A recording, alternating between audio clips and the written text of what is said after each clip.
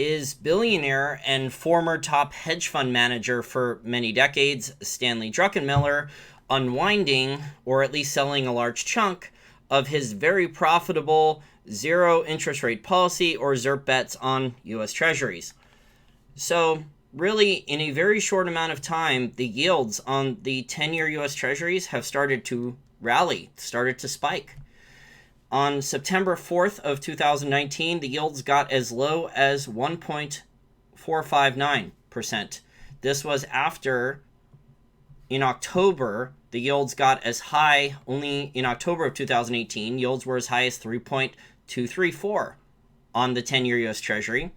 And Stanley Druckenmiller, if you're not aware, I think a lot of professional money managers, a lot of hedge fund managers copycatted billionaire Stanley Druckenmiller and started betting on ZIRP in, let's see here, this story, Zero Hedge story, was on June 4th, but Stanley Druckenmiller disclosed this a month after he did it because he did the interview with Bloomberg in early June, but he said, based on a Trump tweet on May 5th, a May 5th President Trump tweet, that, quote, when the Trump tweet went out, he went from 93% invested in stocks to net flat, so he sold his stocks or hedged them and bought a bunch of treasuries.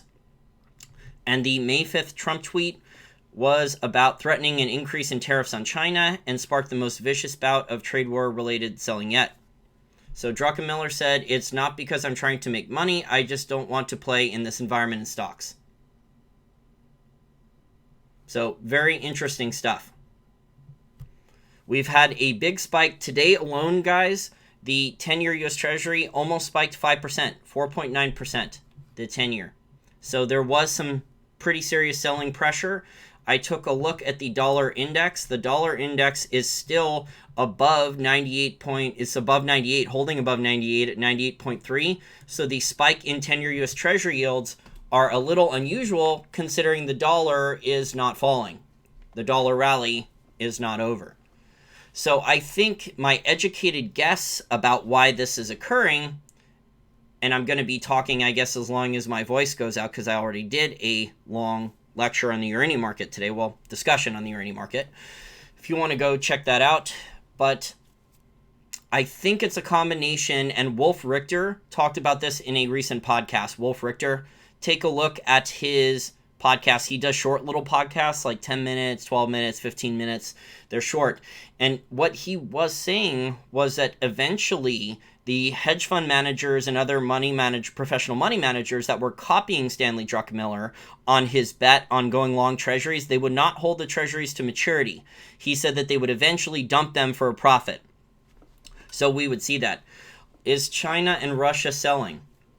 It could be China and Russia are selling. We wouldn't know unless China and Russia announced that they were selling.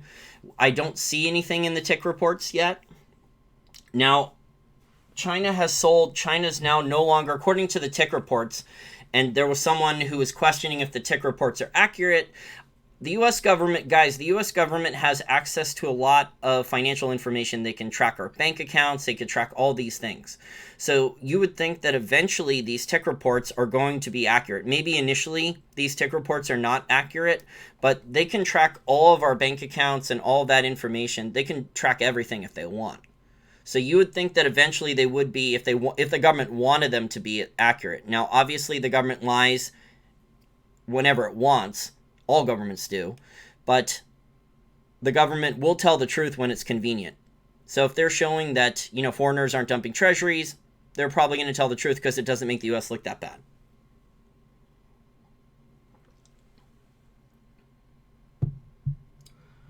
Doesn't this happen after a yield inversion every time? It happened twice earlier. No, I think this could be profit taking because when Stanley Druckenmiller, if you go and look at the charts around May 5th, go and look at the 10-year Treasury yield chart from May 5th. Let me pull it up. So on May 2nd, the 10-year U.S. Treasury yield was at 2.552.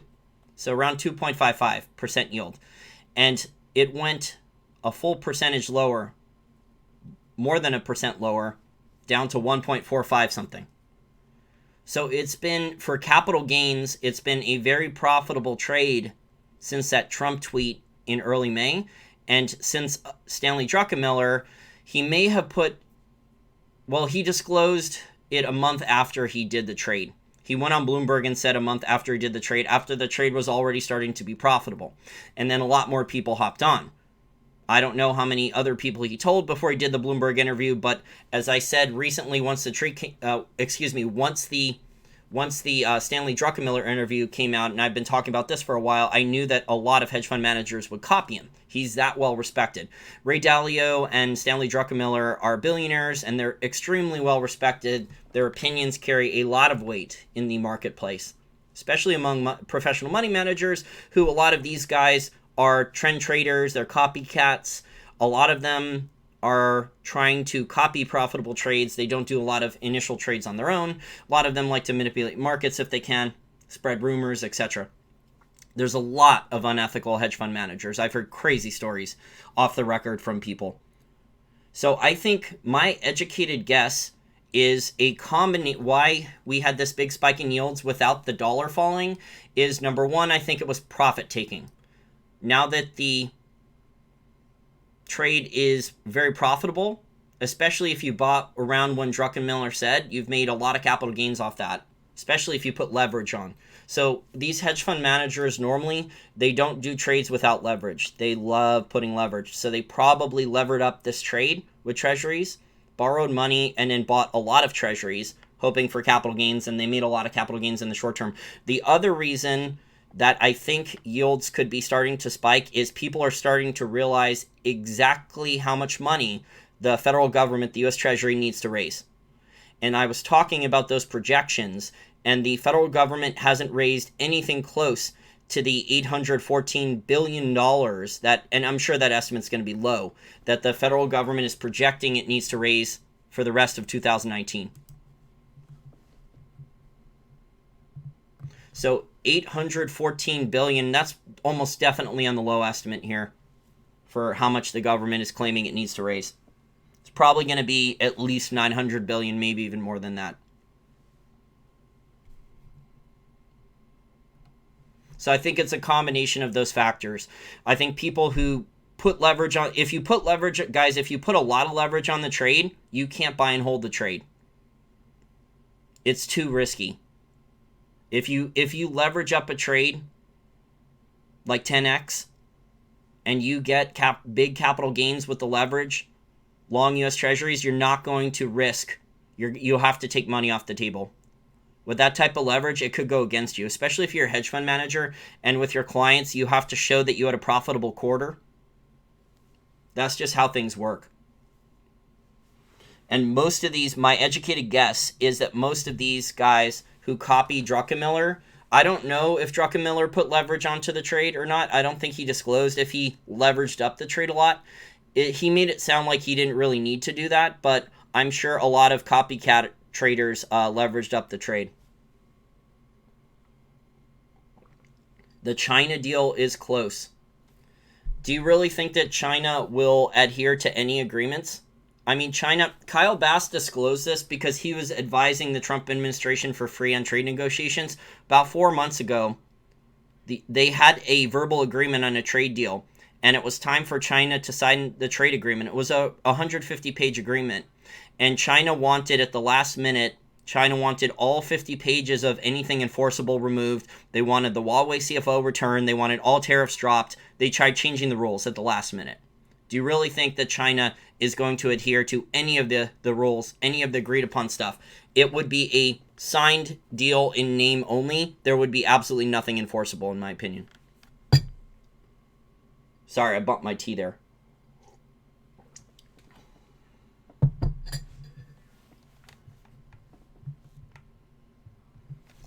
So comment about what you think about the Treasury market. This is not going to be a long live chat. I think anyone who leveraged up that trade and has made capital gains, it's a combination of what Wolf Richter said, that people were not going to hold the treasuries to maturity. And then people use leverage on the trade, so they want to show their investors in their hedge fund that, hey, I copied Stanley Druckenmiller. I leveraged up this trade. I made more money than Druckenmiller did on a percentage basis. They want to show that to their investors. So they're going to send out a update to their investors that, hey, we made an enormous amount of money since May on this trade with leverage. We took our profits.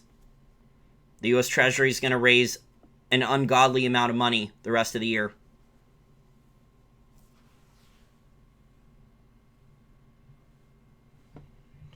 Bill asks a great question. Bill asks a great question. Why do people trust anything the Chinese say? It makes no sense. I completely agree.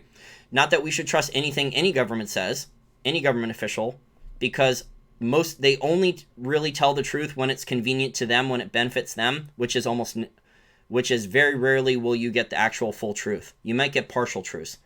But the Chinese government, people all the time cite stuff, tell me that the Chinese government says this, the Chinese government says that, and I was like, and that proves you wrong, Jason. You don't know what you're talking about with China. You don't know anything about China. And I was like, do you realize that the Chinese government has literally a 10,000 plus person propaganda building department in Beijing? Literally. They have state-run media. Not that the U.S. mainstream media is any better, but there's people Americans that hate the U.S. government so much that they want to, because they're expecting the Chinese to help get them rich with their gold. They want the U.S. to collapse in a lot of cases. There are a lot of people rooting for the U.S. to collapse and for the Chinese to collapse the U.S. and for them to dump their dollars, dump all their treasuries, and 10,000 gold, 500 silver is too low according to some experts, and that's going to make them rich. Be careful what you wish for. If you think the U.S. government's bad, you should see what the Chinese government does to their own citizens. Look at the free speech that so many people here in the U.S. who hate the U.S. get away with. If you did that in China, you would not be free much longer.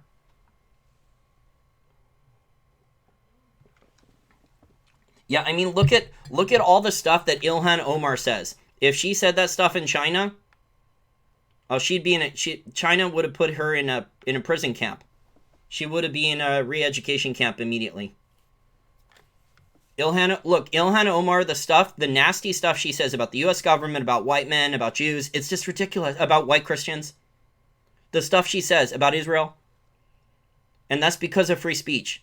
It's protected. Yes, people don't like her, but she's not going to prison. She's not getting disappeared in the middle of the night with a bag over her head and going to a re-education camp where she may or may not reappear in 6 months after she was beaten every day with tied to poles and beaten every day.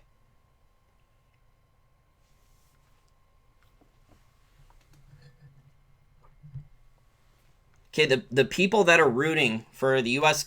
government to collapse and for China to free everyone, my God, you don't understand anything. You shouldn't trust any government at this point. Any government. Especially China. But the U.S. government's bad too, but the Chinese government treats its own citizens very, very poorly. I can't condone what you're saying about Ilhan Omar. I don't like her, but I respect her free speech.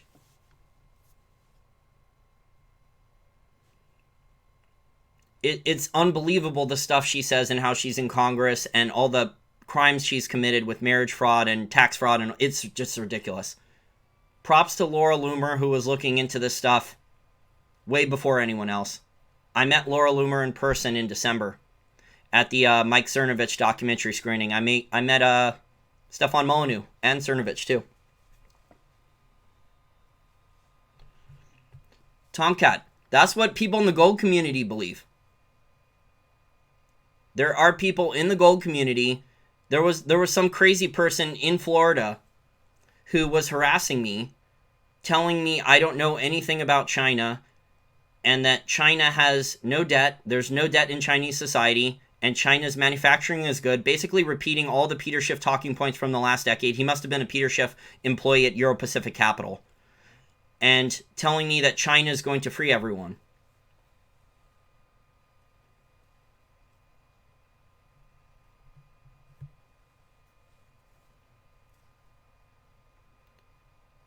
There's a reason China's not dumping all their treasuries, okay? There's a reason that China announced as policy that they're cutting back on imports of iron ore and other things.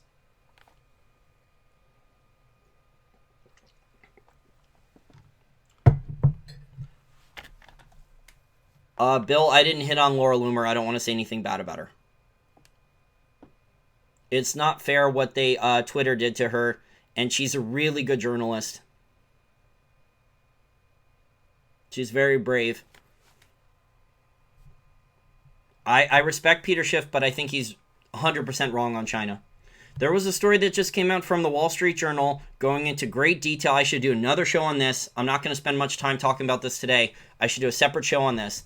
This is one of the worst red flags I've seen about China. The Wall Street Journal extensive story about all this household debt, consumer debt from younger adult men and Chinese, male and female Chinese, young adults. Massive amounts of consumer debt, massive amounts of household debt projections. By 2026, they're projecting that Chinese households could have more debt than even people in the European Union, the UK, and I think even the United States. The average household. But the narrative Peter Schiff says is that China has no debt. China manufactures, so therefore they're better off. Except that China, a lot of the stuff that's manufactured is now the demand for it's low, or China's bailing out or subsidizing the manufacturing.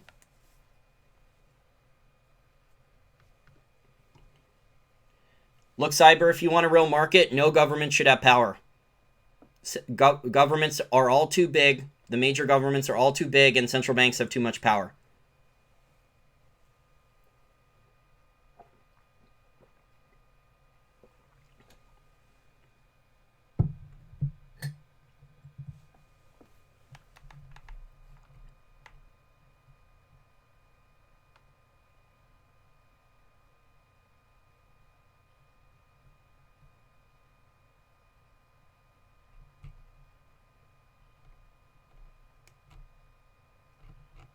I'm looking at listener questions and comments now.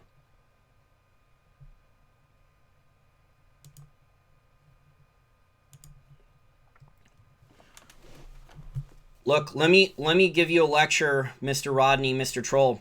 If you're going to insult me, you're gone. Be respectful. I don't care how old you are, dude. If you have a point, don't insult someone like that.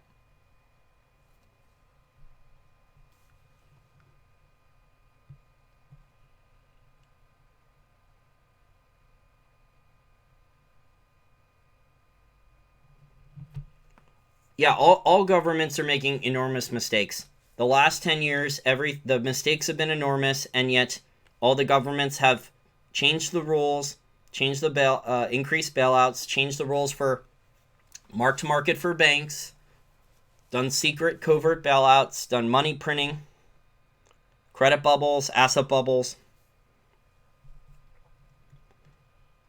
It was eventually not going to last because people are getting the real people on Main Street, the real people in the real world and the real economy, not the false asset markets. The divorce between the asset markets and reality is at an all-time high probably. And the people on Main Street are getting killed with stagflation, shrinkflation, taxes. People's standard of livings are collapsing. I remember when Chick-fil-A, the chicken sandwiches, when I was in college, this was not that long ago, like 12 years ago, the Chick-fil-A chicken sandwiches were a lot bigger. The chicken breasts, I went to Chick-fil-A like 6 months ago, the chicken sandwiches were much smaller now than they were when I was in college. The portion sizes on these things are down. I remember when it was $16 for a normal steak at Outback Steakhouse with the salad and stuff. Those days are gone. It's like $26 for a steak. The prices are up a lot.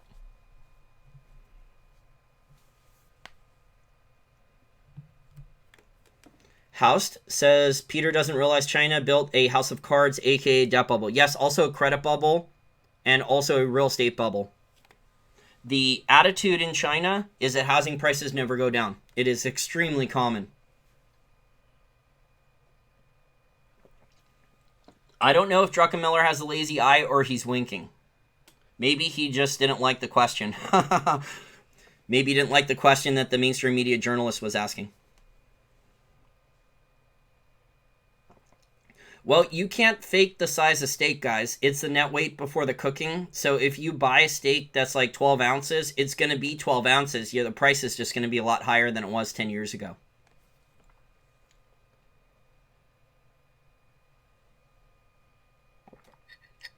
The portion sizes, I mean, I wish I had tracked this years ago, but the portion sizes on so many items are like side by side comparison, it's extremely noticeable.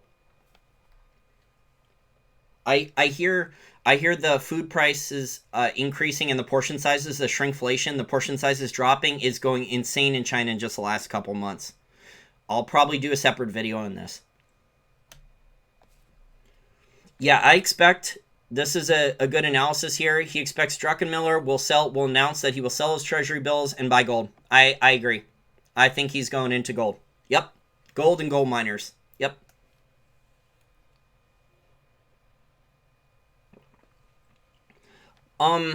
What do I think of housing here? Real estate's local. Real estate's local. So certain markets are way overvalued than others. So the markets in like Washington, D.C. metro area where Amazon just moved here, in Crystal City, Silicon Valley metro area, San Francisco and Silicon Valley metro area, New York City, those markets are grossly overvalued. Seattle's grossly overvalued. Vancouver. Those markets are grossly overvalued. If you know where to look, there's different cities and states in the United States that are not as overvalued, where there is rental property income. I'm not an expert real estate investor. Take a look at Jason Hartman's podcast. He has a free one. He does that stuff. He's a friend. I'm not getting paid to endorse that. He has a free real estate rental property. He's a libertarian rental property investor education podcast that talks about how to build rental property wealth.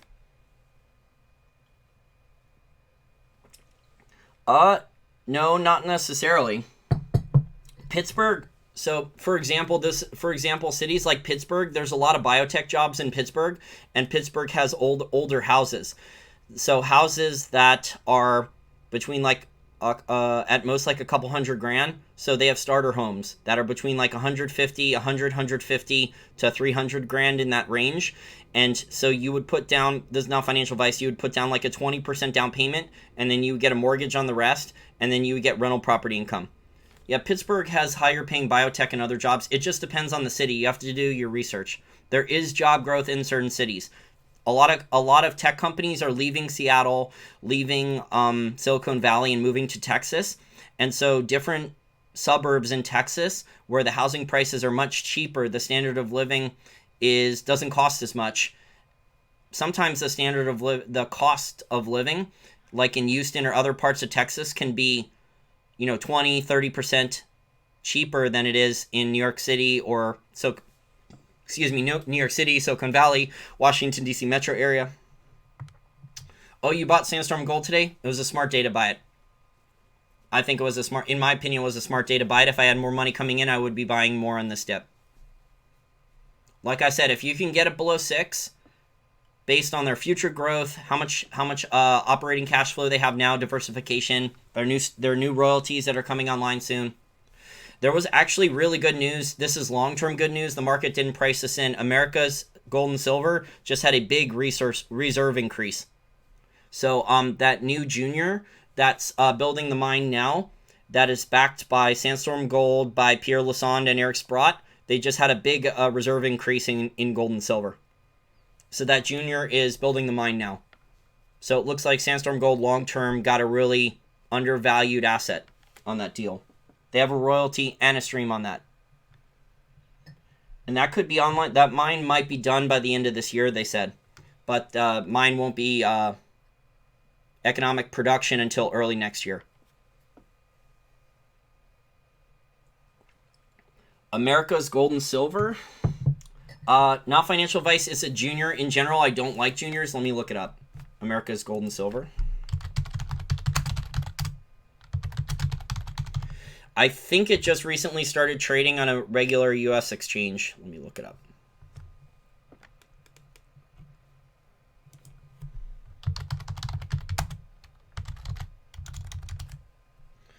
Okay, it's on the American Stock Exchange here in the US. Oh, New York Stock Exchange American. They changed the name from American Stock Exchange to New York Stock Exchange American. They're rebranding from America's Silver to America's Gold and Silver, and it's USAS. So USA and then silver. USAS is the symbol. It is risky. Remember, it's a junior. It's risky. They're building their mine now, and the mine, if it's not on time and not on budget and doesn't achieve commercial production on the timeline, economic production or commercial production on the timeline, if there's capex overruns, that will hurt the stock price. They'll have to go back to the capital markets, and they will either have to raise more shares, sell more equity at penalty rates, or they will have to raise more debt. And in the market, we'll worry about bankruptcy. So juniors are risky. It's a company they have, I think, 2 other small producing mines, but this is their largest one, the Relief Canyon one that's being built.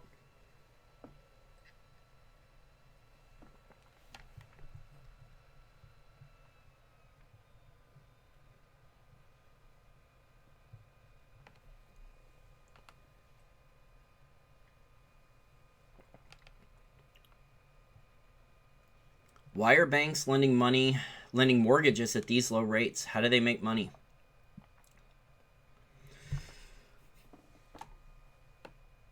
I think people don't pay back the principal quickly. So the longer it takes people to pay back the principal on their mortgage, the more money the banks make. So the more interest payments that someone pays, because remember, the banks are fractional reserve lending. They're creating the money and credit out of thin air. They don't need the reserves. It's literally created out of thin air. That's how they're making the money. They're loaning the money into existence.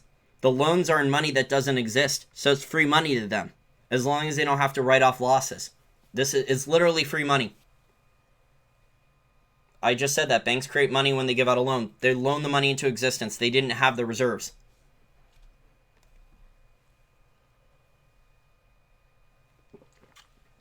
So if the bank is loaning the money out of thin air, it's free profits for them, as long as the loans don't go bad. So as long as the borrower keeps making the interest payments and doesn't pay off the loan too quickly, it's free money for the bank.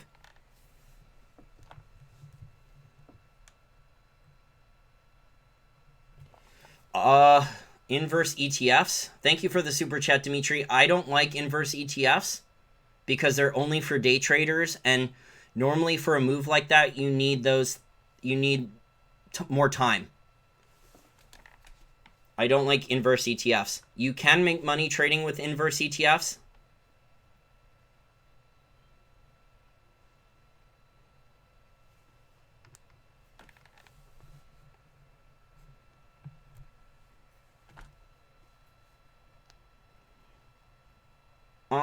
Off the top of my head, I can't think of the best book for learning about balance sheets. I believe there was one about how to read balance sheets like Warren Buffett. I think it was a beginner's book.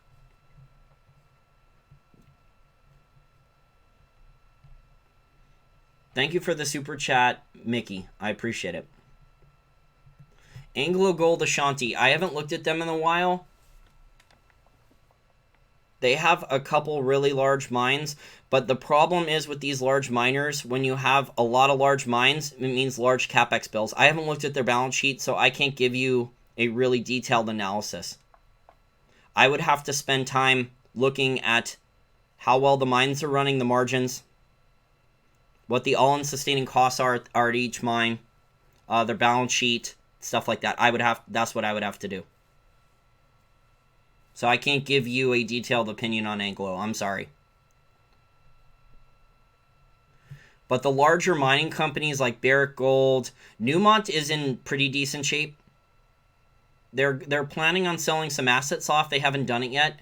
After they merged with Goldcorp, they said that they were going to sell billions of assets off. I don't think I've seen them sell anything yet, so they should soon.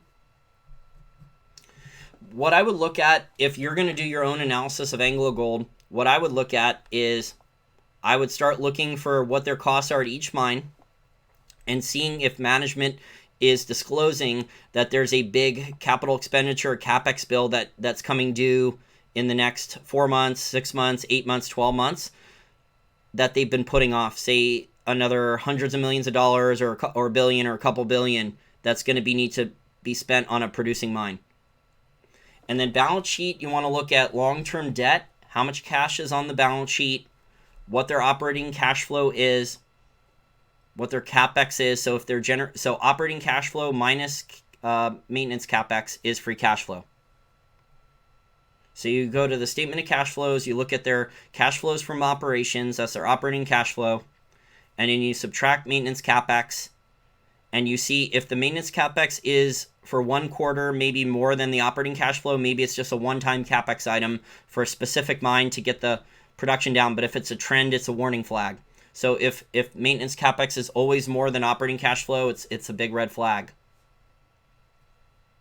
You want operating cash flow significantly larger routinely than maintenance capex unless maybe it's a one-time deal. Or the capex is growth capex and they're investing the capex into growth. But with a mining company, that's not going to happen as frequently, because if they do that, then the mining company's trying to bring on too many new mines too quickly, and there's so many things that can go wrong.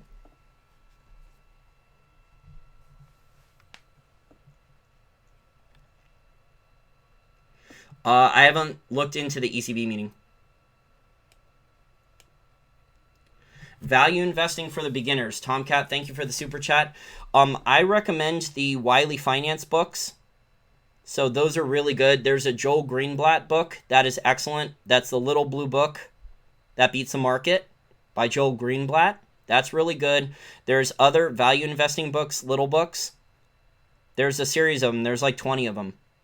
So the index fund guy, John Bogle, he wrote an index fund, a short book.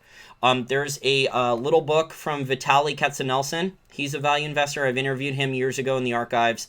There's a silver book that he wrote, the little book of sideways markets, I think, how to make money in sideways stock markets.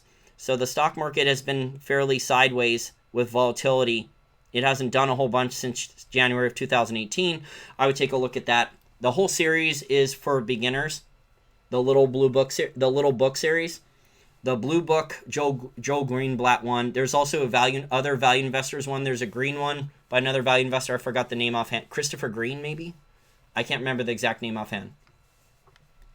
I've read a lot of those. What good will that do you in this market? Well, the bargains were in the gold and silver stocks.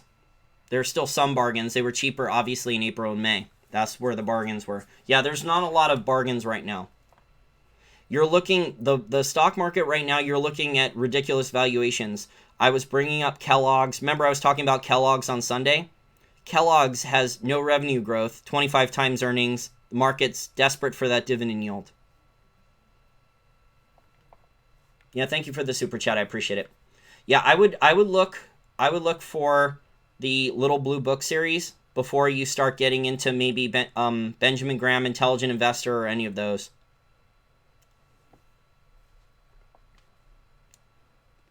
I like the Joel Greenblatt book.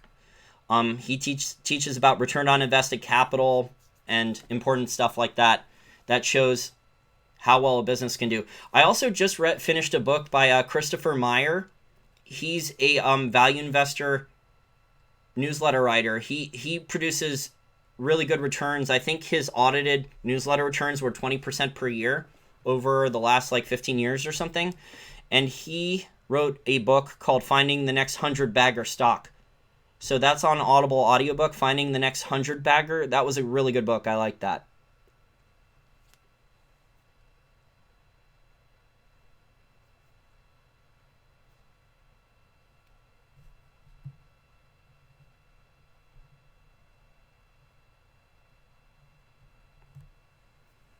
Suicide Van asks, can't the Druckenmiller trade last a lot longer, maybe years, if we're going to negative rates? Yes, it could, theoretically, but not all these, if these hedge fund managers leveraged up the trade, they're not going to want to risk it. They're going to want to pull profits off the table. They're going to want to take at least some profits.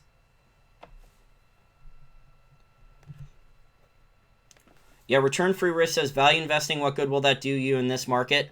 In general, I agree because of the stock market valuations. Remember, I used Campbell Soup. Campbell Soup has 3% dividend yield. Campbell Soup is selling at 64 times earning, Campbell Soup. And Campbell Soup has basically no revenue growth. They've had no revenue growth for years. In fact, their revenue growth dropped a little bit, and that's probably why they got in trouble. Because the management team had done so much financial engineering, leveraged up the balance sheet, that they've had to bring in activist investors. I think Dan Loeb or Klarman. I think Loeb was there. He came into the board of directors, bought a stake, and they've been selling off assets to try to fix the balance sheet. The debt to equity ratio, yeah, are all value traps. Well, they're yield traps too. They're value traps and yield traps. They're value traps and yield traps. And then also the passive investing index funds, they're held in those different versions of those index funds or dividend ETFs. So the Campbell Soups and those are large holdings for the dividend ETFs and dividend mutual funds. And pension funds probably hold those stocks too. Overhold. The valuations that some of these stocks are selling that have no revenue growth, the revenues are actually falling on some of these companies is nuts. The markets, stock market's paying up for them for desperate for a dividend yield. There's a lot of value traps and yield traps. Schlumberger, the oil service company, has over 6% dividend yield now, but that stock has crashed, and the oil market to me looks like it's about to have a bust. So that means that Schlumberger can get even cheaper.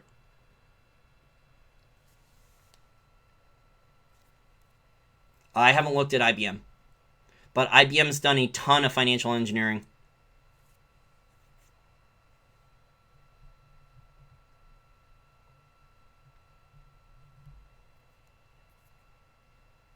Yeah, shorting Japanese government bonds. Kyle Bass got that wrong. He got the yen. I think he got the yen trade wrong. I respect Kyle Bass, smart guy, but he went up against the Japanese government on that trade and lost. He's still a billionaire, though, even though he didn't do that trade didn't work out for him. Still a billionaire. Yeah, that trade, return-free risk, the shorting Japanese government bonds, that's been called the Widowmaker.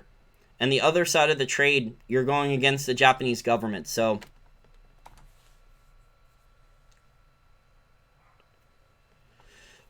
Campbell Soup is a winner, Carl says. No, I don't think so, because I think a lot of people realize their soups are unhealthy now.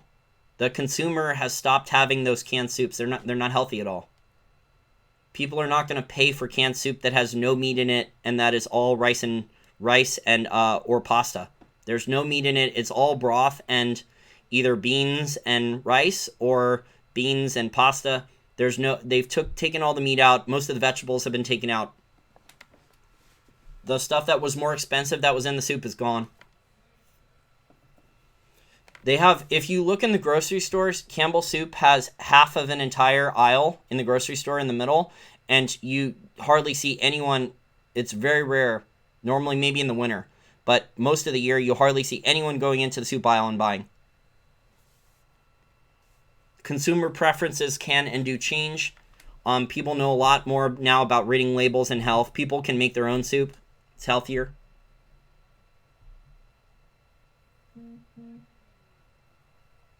Why is oil rallying when the Saudi is at 130% of quota? I just saw a story that there was a larger than expected drawdown in oil inventories. That could be part of it. The other part is at any time, China could decide with their rationing of dollars that they want to buy. So China could lie and say that, oh, we're not buying any U.S. products. We're gonna charge tariffs on everything, and then just ignore what they said, and then just go and buy mass amounts of oil.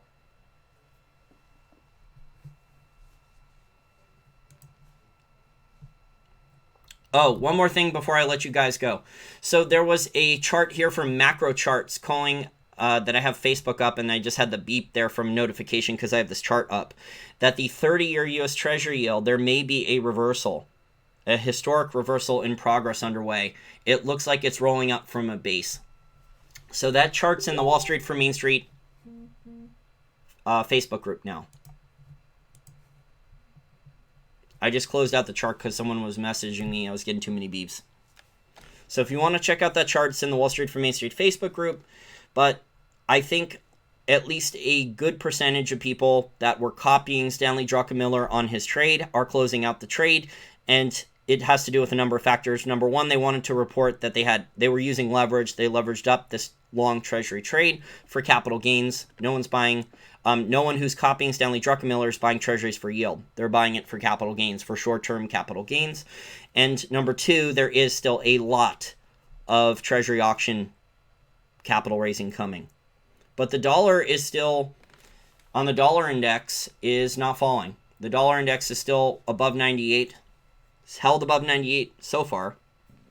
I think for over a week now. It's held above 98, maybe 2 weeks. Do I think gold will go to 10,000 or 20,000? At that point, governments, I think gold in a more rational market would eventually go to 10,000 or higher. But at that point, you may have governments try to, on American citizens, you may have governments try to put in a new windfall profits tax on anyone who holds physical gold. So then there would be extra gold. There would be an even extra tax. And gold for American citizens, if you look up the tax laws, there is no long-term buy and hold low tax rate on gold. I'm not telling you not to own gold. I'm just telling you be aware of how if you sell your gold, the taxes on it are bad. Same thing with selling silver. If you ever sell your gold or sell your silver right now, the tax laws are bad on it. And at some point, if the gold price goes to 5,000, 10,000, maybe even higher than that, the federal government here in the US could try to blame a crisis on anyone who owns gold, those evil speculators, right? Just like they try to blame the Hunt brothers, those evil speculators. They ruined everything for us. Those evil speculators in the oil market. Those evil gold speculators. Those evil Hunt brothers. It's all their fault. Yeah, like Democrats and Republicans and the federal government bureaucrats and and the military-industrial complex and everyone wasting money didn't contribute to any of it. It's the Hunt brothers' fault. It's those evil gold and silver speculators. It's all their fault. It's not the fact that the U.S. was running $1 trillion budget deficits, the federal government was, and was refusing to cut spending. I was being sarcastic. Governments always try. Normally, the playbook for governments is they blame foreigners. Governments like to blame foreigners for financial problems and economic problems. They either blame foreigners or they blame evil, greedy speculators. Those are normally 1 and 2 on the list for the straw man, the punching bags. Or the new socialists will just blame capitalism for everything. Well, xenophobia, guys, is an extremely common blame here. I mean, China's economy was slowing down, was rapidly slowing down before Trump put the tariffs on. So blaming Trump, blaming Americans for all of China's economic problems for slowing down the economy, it's a really convenient excuse.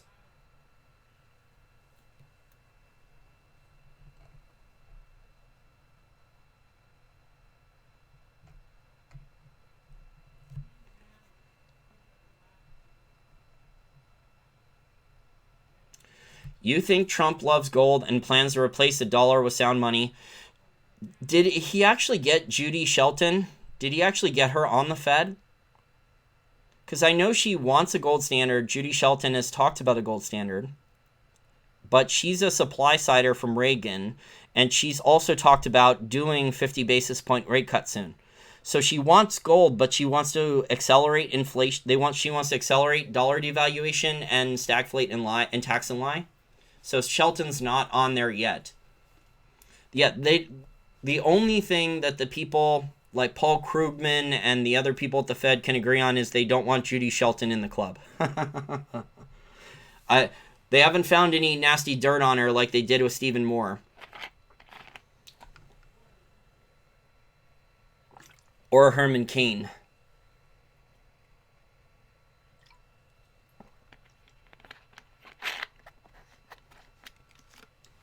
The preppers will get blamed for being smart. Yep. Yeah. This is what governments do.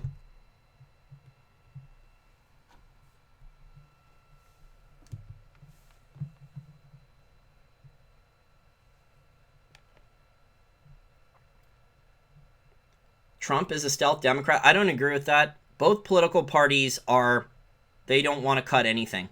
They pretend to cut. Republicans are borrow and spend. Democrats are tax and borrow and spend.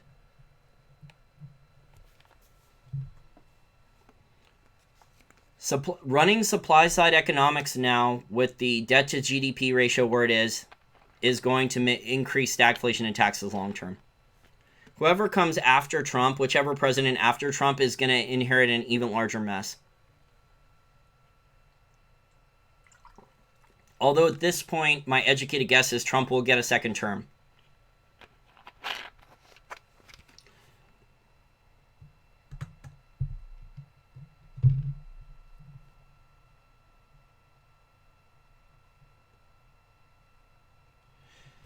Do I think the government would crush cryptos first? The government can't fully crush cryptos. They can't shut all of them down. They can track info from the large exchanges. They can try to tax you more.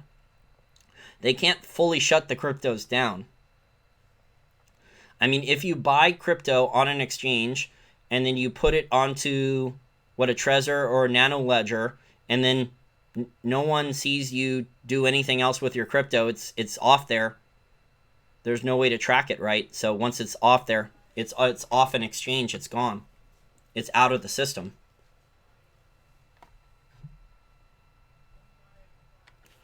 They could make crypto illegal, but how can you prove that someone owns it?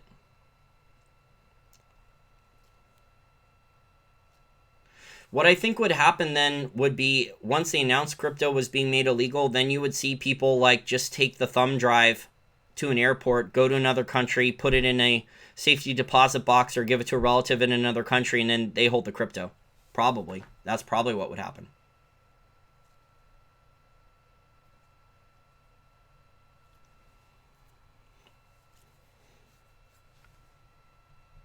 Oh, we're talking about Bitcoin and crypto, guys. Bill Holter is going to send me an email saying, I knew you were a crypto pumper.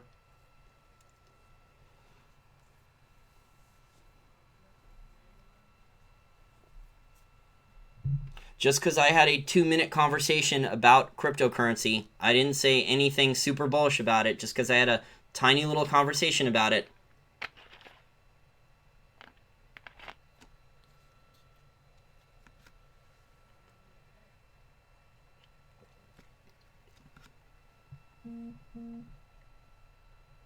Mining is one of the riskiest businesses on earth. There's a lot of things that can go wrong. I highlighted that. Go to my playlist, Mining Stock Education. Go to my mining stock education lectures where I talk about dozens of problems that can happen at a mine.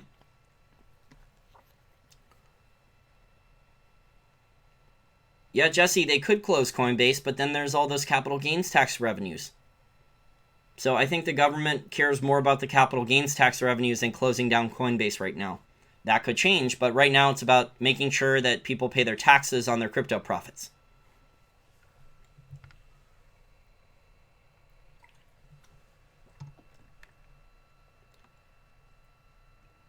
We can't be in a 1929 era yet because we haven't had a big crash, Goldie. The big crash has to happen first. We haven't had a big crash yet.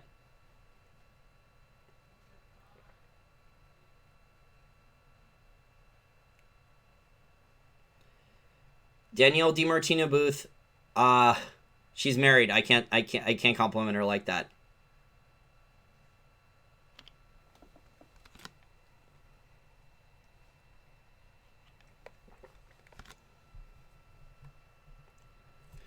I think ultimately China will have to buy. China may buy pork from European Union, although I think China has said in the past that there's a certain additive, a certain, antibiotic maybe, that's used in the pork in certain countries, and that's why they won't buy the pork. There's a lot of, I should do this on another show, I'll just discuss this briefly, and then I'll shut it down, my voice is going to go. But there's a lot of weird, conflicting reports from China because I just get emails from this one guy. He's harassing me. I think he's a Chinese citizen. He sent me another email with all these research reports. And the Chinese government is claiming that they have years' worth of frozen pork in the freezers. Then why is China scrambling? And this guy emailing me, sending me all these articles that China is absolutely scrambling to secure beef supply from Australia and everywhere else. beef supply. They're scrambling to secure sheep and lamb supply, chicken supply. So if China claims, and it's true, and I don't believe it's true, if China claims to have years worth of frozen pork supply and more than enough, and there is no shortages, and then why are they securing beef supply and beef supply, chicken supply, lamb supply from all these other countries? It just doesn't make a lot of sense. Robert says they're scrambling to spend their dollars. No, Robert, you're wrong. China's rationing those dollars. China has a dollar-denominated debt problem in their own country. They should be they are rationing. They already announced as a matter of policy that they're not going to be importing base metals like iron ore. They're not going to be importing as much.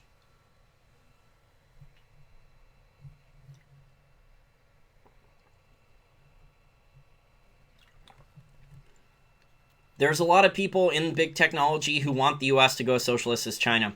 Big tech is already working on a version, I don't know if it's exact, but a version of the Chinese social credit score to monitor social media.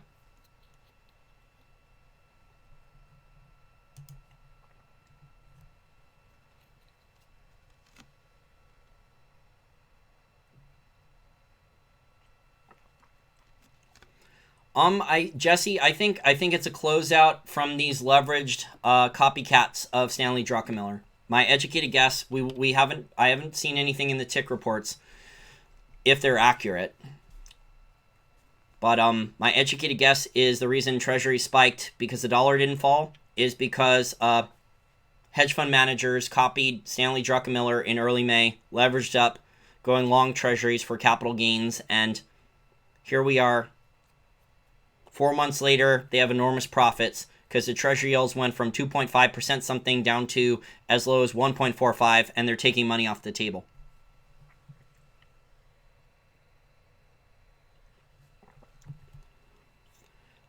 China has announced, Christopher Balding talked about this in an interview recently on Real Vision Television, that over the long term, China will be importing less metal, which to me means that they just don't have the dollars to import the metal. They're going to be mining in their own country with RMB, and they don't care if they mine economically. The same way China mines gold. From what I've heard, the mining cost for a lot of Chinese gold mines is over $2,000 an ounce.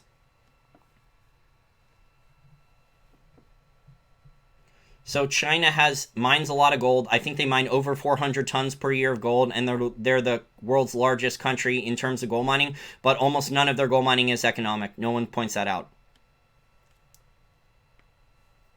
And I've heard estimates that most of their gold mining production or all of their gold mining production is not economic, and they pulled almost all their reserves forward in the last 10 to 12 years of gold mining, and that they're mining gold in China at over $2,000 an ounce cost. So they can do what they want. They're not using dollars to mine the gold. They're maybe dollars to import the oil and the diesel for the machines to mine the gold.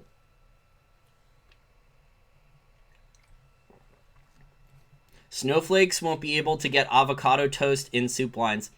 But maybe Bernie Sanders will promise them that.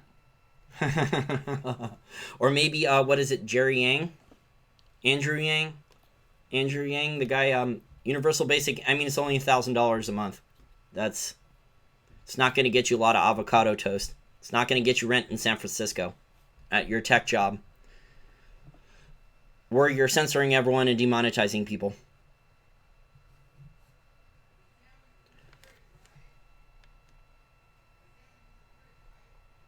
Gold mines are the printing presses of real money. Well, in the real world, miners have to mine gold economically. Gold miners right now, their cost of capital, especially for the smaller gold producers or the juniors or companies trying to build a mine, a lot of those companies, their cost of capital is insane. It's above junk bond debt. Some of these miners are paying over 13% interest rates, almost credit cards. Okay, guys, well, we're almost at an hour. I'm getting tired here. Thank you very much to all the people who tipped me in Super Chat. Dimitri, Mickey, Tom, Kat, and Jesse. Thank you guys very much. Sorry I wasn't able to answer all your questions completely. Mickey, take a look for balance sheets. Take a look at, like I told Tomcat, for the beginner's book series from Wiley Finance, the little book series, there might be one there on financial statements. There might be one there.